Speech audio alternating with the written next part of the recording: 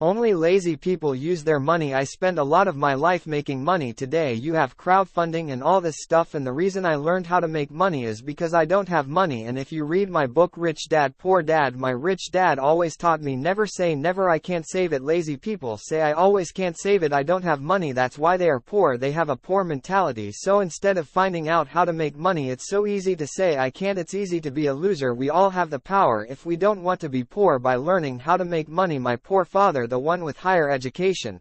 I would have been rich if I had not given birth to you children. So I say to him, you know, my father, it is not my fault that you gave birth to children.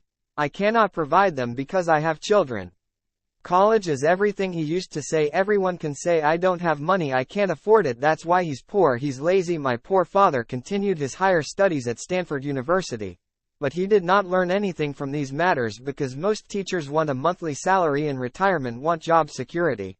So the mentality is different. And this is what they teach their children. And the reason for saying that only lazy people use their money because it takes more intelligence to collect capital. And I could not since I was a little kid to say it. My rich dad used to forbid me to say I can't save it. He used to say find a way to save it. How can I do it? Find a way. So over the course of my life, most of the projects I've started have been without capital. I like not having money because it forces me to think and to create and to educate myself and talk to rich people, ask them how I did it, and as a result I just turned 72. I've never needed money my whole life, and if I needed money I'd find a way to get it. Today you guys have crowdfunding. I don't know these things, but it's easy to say I can't afford it. All the poor say it. They all say tax the rich. They all say we want free education and free food. That's laziness from my point of view. Over the course of my life, I've made hundreds of millions of dollars, and that's because I didn't have money when I was young, and I learned how to raise capital, and this is simple. You have to find an asset that has value, because they can't invest in you. That's called slavery. Searching for small pieces of real estate, I found a reason why people would give me money. All I was doing was guaranteeing them that I would return the money to them only. The lazy are the ones who use their money, and this is what annoys many people. Do you call me lazy? Yes, I say it because you are like the person who says I cannot save it. I can't do this. Most of my family say I can't afford it. My dad used to say it. My mom used to say it. My rich dad never says that's the biggest mistake I ever made. It was going well. This is 1973. I made my first apartment purchase for $18,000 and it saved me $25 in cash flow. This is a continuous income. And after that I continued with this and bought many properties. Then I decided to go to the projects. The first project I did was nylon wallets, and it did not sell.